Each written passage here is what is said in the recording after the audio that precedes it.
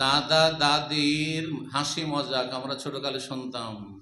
ওই দাদা বলছে, হ্যাঁ ওই পোতাকে, ওর দাদি সম্পর্কে, বিয়ে করবি, বিয়ে করবি, আউযু বিল্লাহ, তোর নানিকে বিয়ে করবি।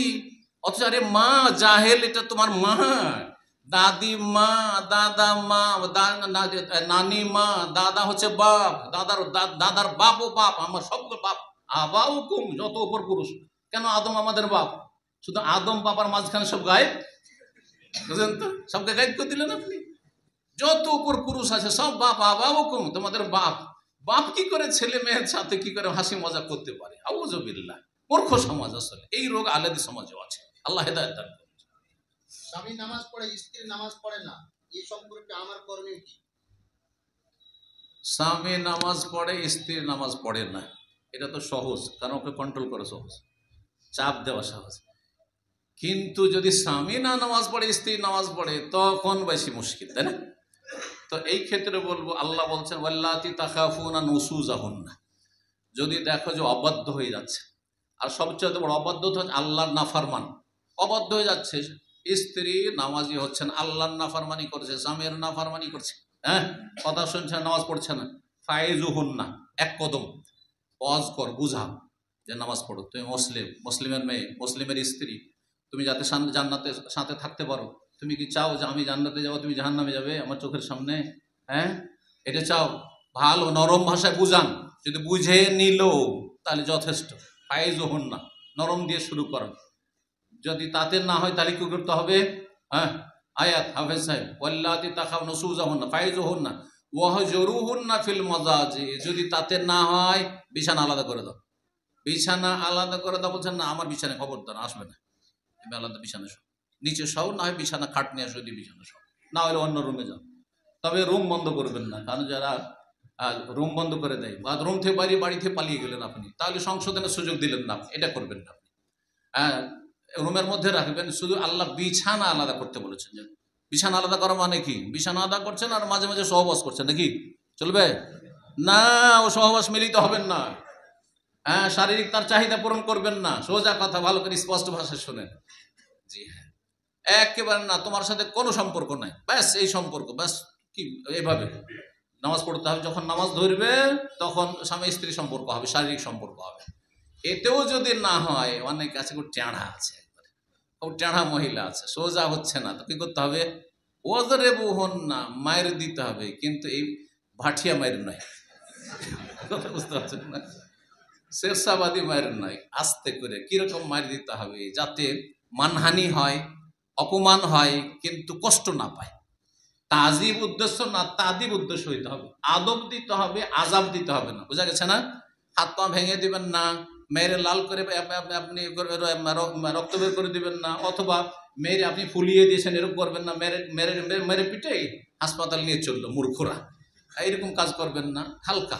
এই জন্য সালাফ সাহাবাই কেরম থেকে বর্ণিত যে তারা মিসওয়াক দিয়ে মিসওয়াক দিয়ে মারলে কি হবে? মিসওয়াক দিয়ে মানে একটু অপমান করা, বোঝা গেছে, সামান্য একটু একটু অপমান করে। আর নাজুক জায়গায় মারা যাবে না, এই দিক একেবারে নিষিদ্ধ, এই দিক সমস্ত নাজুক চলবে না, বুকে মারা যাবে না, বোঝা গেছে। তারপরে লজ্জা স্থান, এগুলো জায়গা নাজুক জায়গা, তাহলে মারা যাবে কোথায়? তাদের পিঠে হালকা, তারপর ঘুষি মারা যাবে না, কথা বোঝা গেছে গেছে, লাঠির বাড়ি মারা যাবে না যাতে ভেঙে যায়, ইত্যাদি ইত্যাদি, হালকা মার দেওয়ার কথা বলা হয়েছে, জারবান গায়রা মুবাররিহ হাদিস রয়েছে। জি, এতেও যদি না হয়, এতে যদি হয়ে যায়, আল্লাহ বলছে ফালা তাবু আলাইহিন্না সাবিলা ফাইন আতানাক ফালা তাবু আলাইহিন্না সাবিলা, যদি মেনে নেয়, নামাজি হয়ে যায়, সোজা হয়ে যায়, তাহলে আর অন্য রাস্তা মানে তালাকের রাস্তা খুঁজিও না, তাতেও হইল না। মায়ের খাচ্ছে, মারবে মার, কিন্তু নামাজ পড়বো না, মাঝে মাঝে পড়ে, আর মাঝে মাঝে পড়ে না, ছেড়ে দেয় আবার, তাহলে তালাক দিয়ে দিতে হবে, তালাক দিয়ে দিন আরদুল্লাহ ওয়াসাল। ও ওর মতো স্বামী খুঁজে নিক, হ্যাঁ, খবিসের জন্য খবিস খুঁজে নিক, আর আপনি তৈয়ব মানুষ, তৈয়বা খুঁজে নেন। জি, বারাকাল্লাহ ফিক।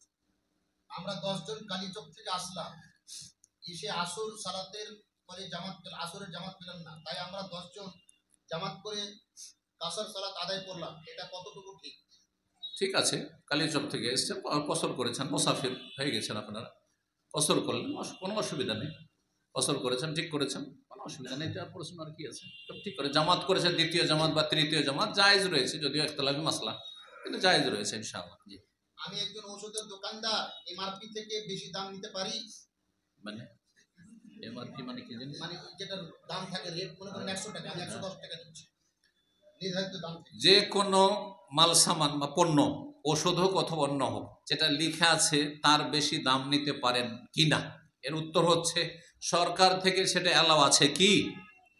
যদি অ্যালাউ থাকে তাহলে জায়েজ, আর যদি সম্মতিতে ওরা রাজি থাকে, কাস্টমার রাজি, অসুবিধা নেই, বেশি দাম আমি নিয়ে যাব, তাহলে জায়েজ। ও রাজি হলে নিবে, না হলে নিবে না, আর সরকারের পক্ষ থেকে কোনো বাধা নেই।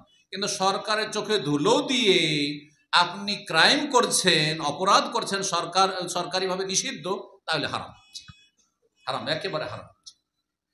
কবরস্থানে মাইয়তকে সামনে রেখে কবরস্থানের উন্নতির জন্য টাকা উঠানো যাবে কি?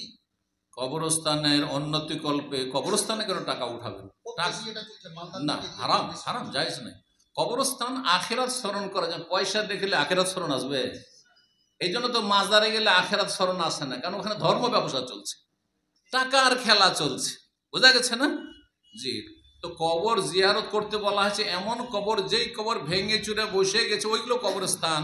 আর কবরের কাছে গেছেন পরকাল স্মরণ করার জন্য, আমার বাপ গেল, আমার অমুক গেল, এই যে আমার গ্রামের অমুক গেল, আমাকে কখন যেতে হবে, সুতরাং আমি প্রস্তুতি নিই, এই জন্য। আর টাকা পয়সা কালেকশন, কত টাকা হইলো, দুনিয়ার গল্প চলছে, না না না, মোটেই জায়েজ নেই, হারাম।